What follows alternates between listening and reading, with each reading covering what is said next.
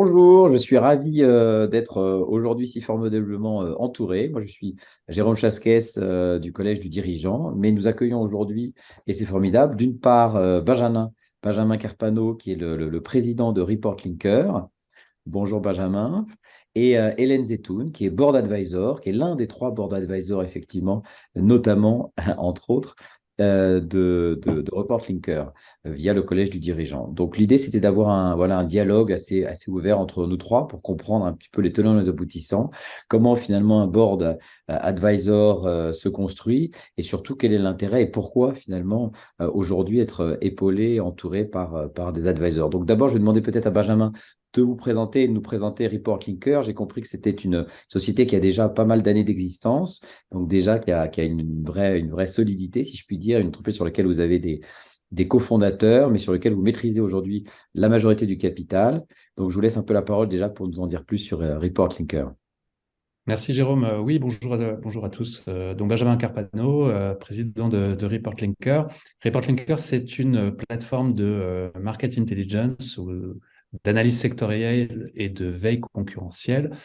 Et notre particularité, c'est d'utiliser l'intelligence artificielle pour traiter l'information, le flux d'informations qui sont disponibles aujourd'hui, qui circulent sur le web, mais pas que, pour aider nos clients à comprendre ce qui se passe sur leur secteur d'activité. Donc, comprendre leur environnement concurrentiel, les innovations technologiques sur leur secteur et les opportunités qui peuvent s'ouvrir à eux. Très bien. Donc, j'ai compris que vous êtes basé à Lyon et que la plupart de vos clients sont des ETI industriels notamment. Oui, exactement.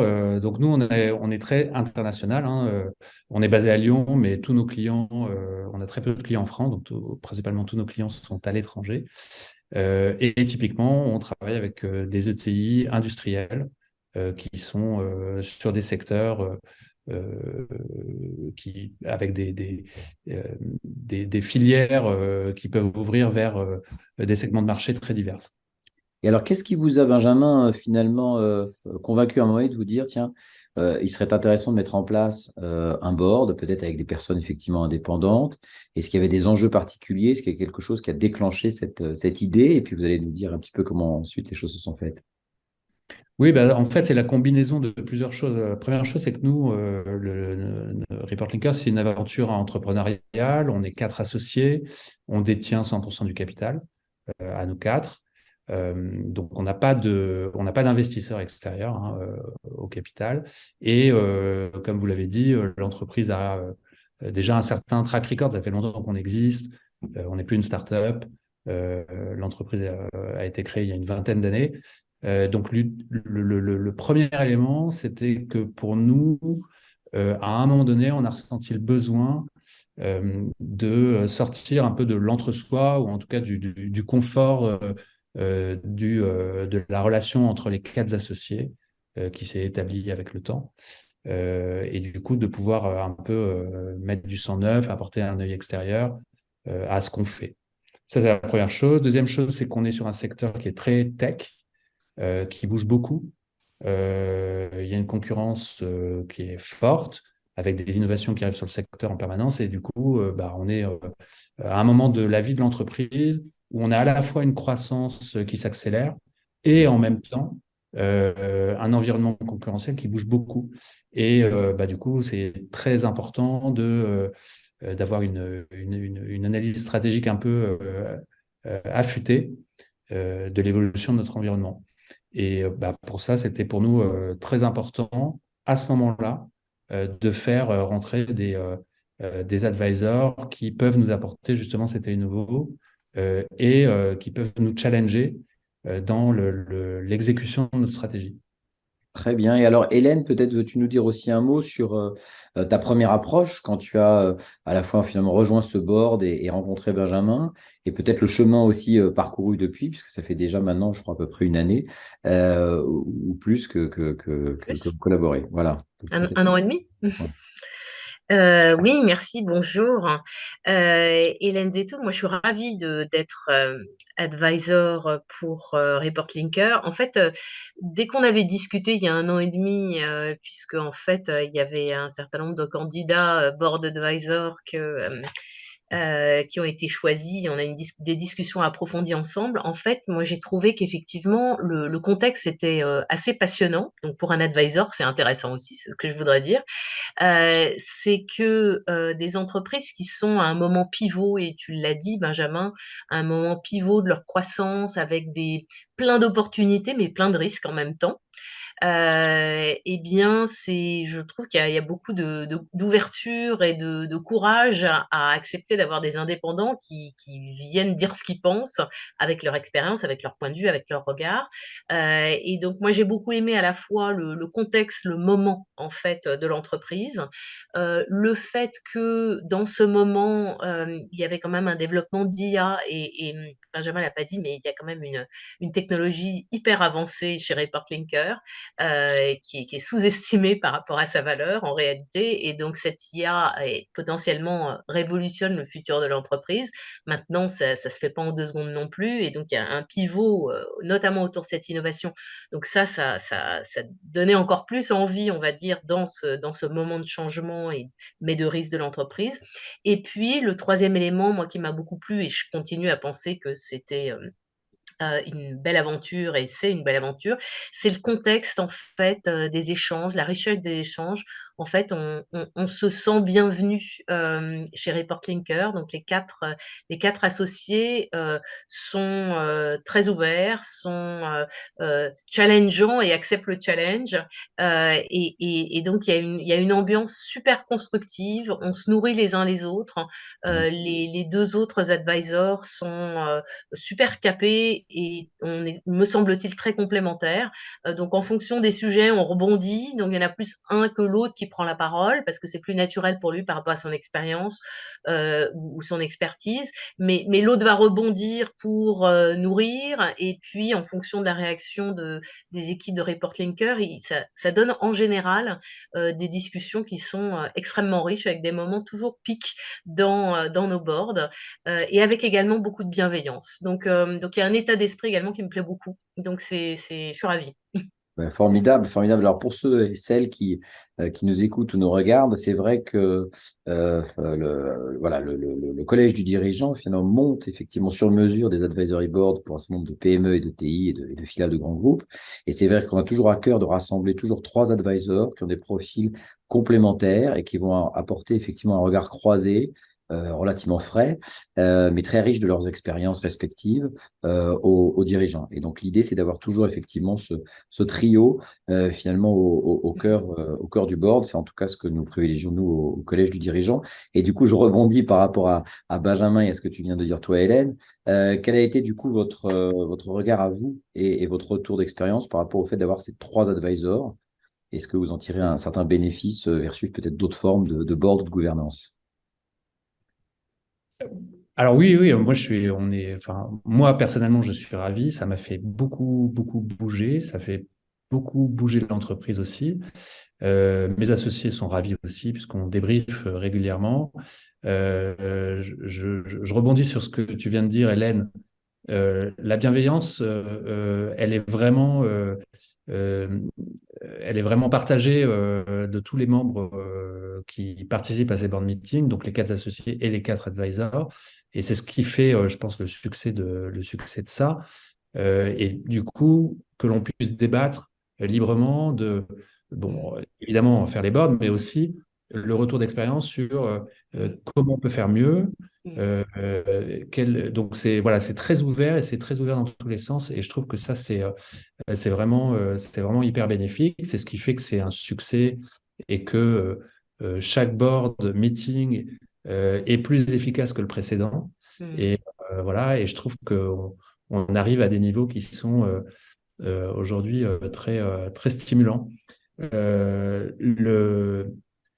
Moi, ce que je trouve génial dans d'avoir 3 personnes autour de nous, c'est qu'effectivement, bon, Hélène, tu l'as dit, les 2 autres sont très capés, mais toi aussi. Et on a une équipe qui est vraiment très pointue, avec une grosse expérience, qui est très complémentaire et avec une liberté de parole, parce que nous, c'est ça qu'on est allé chercher. Mm. Euh, le fait que Report Linker soit une entreprise entrepreneuriale détenue par ses actionnaires fait que, en réalité, mettre en place un advisory board, ça ne nous met pas en danger Alors que c'est effectivement ce dont on pourrait avoir peur de prime abord, de se dire, mais je vais ouvrir la porte à des gens que je ne connais pas, parce que c'était aussi l'une des choses importantes pour nous, c'était de recruter un advisory board avec des membres qu'on ne connaissait pas.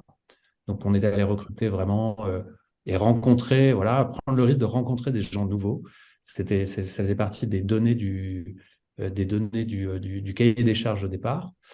Euh, et donc de se dire, est-ce que je me mets en danger en regroupant ces personnes-là et en leur ouvrant les portes de l'entreprise? Mhm. Euh, et en fait, il y a pas d'enjeu de ce point de vue-là, parce que effectivement, il y a cette bienveillance. Et puis, euh, tout ce qui. L'intérêt, c'est aussi de mettre le doigt sur ce que dans une entreprise, on peut améliorer, sur ce qui peut représenter un risque qu'on n'aurait pas vu, quels sont les angles morts.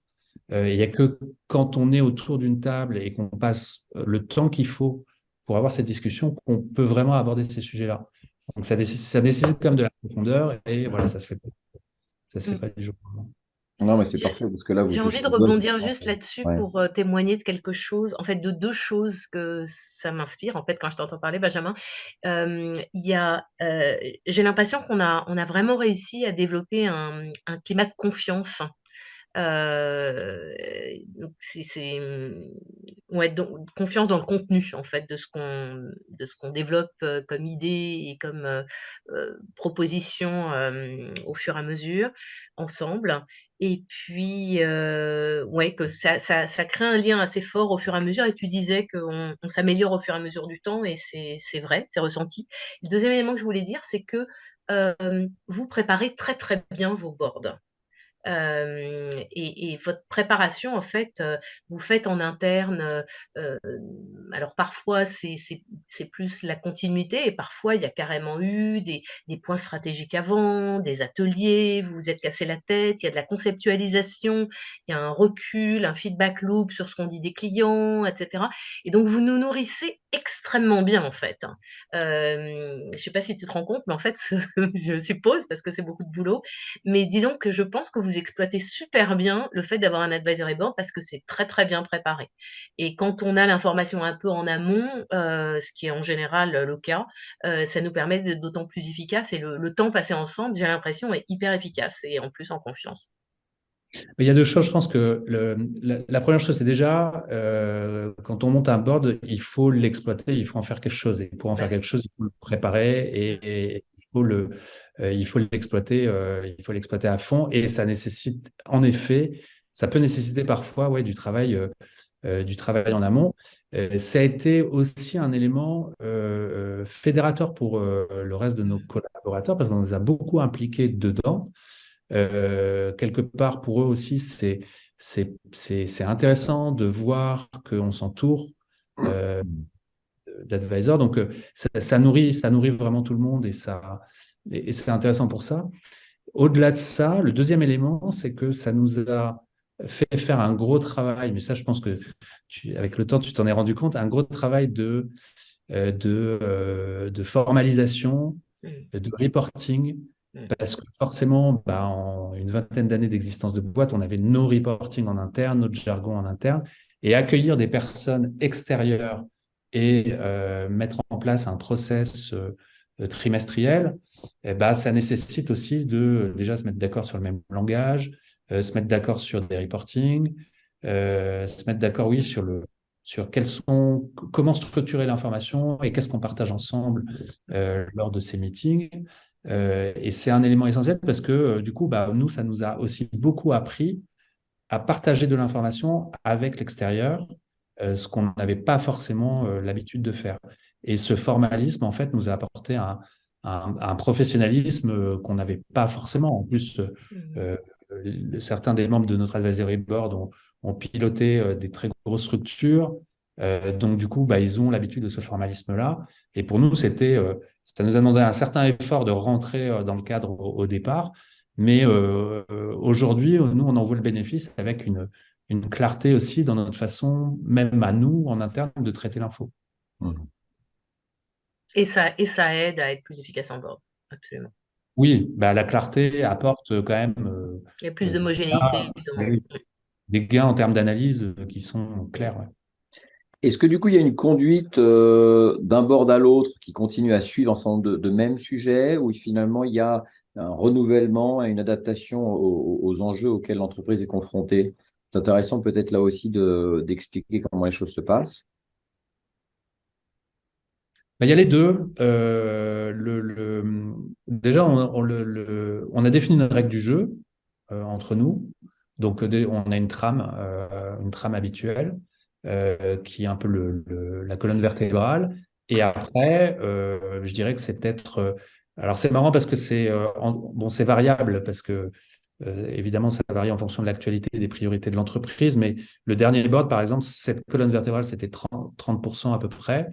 Et les 2 tiers restants, on les a dédiés à vraiment des questions de stratégie importantes parce qu'il y avait des décisions à prendre et on a vraiment pris le temps qu'il fallait, je trouve, sur cette seconde partie-là, sur lequel, bah, du coup, on a dû faire un travail ad hoc. C'est le travail auquel tu faisais référence, Hélène, un travail ad hoc pour nourrir cette partie-là.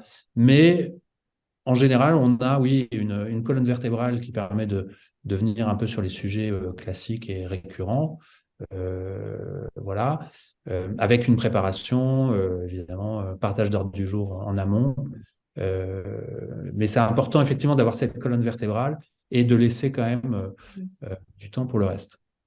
C'est formidable en tout cas à entendre parce qu'on voit qu'il y a une capacité voilà, à réfléchir et à dialoguer sans filtre et sans retenue. Et en même temps, ça permet de structurer effectivement à la fois la pensée, la documentation et l'ensemble. Donc il y a beaucoup de choses effectivement positives que j'entends là. Et alors comment vous voyez du coup l'année qui vient et est-ce que les choses vont être conduites de un peu dans le même sens?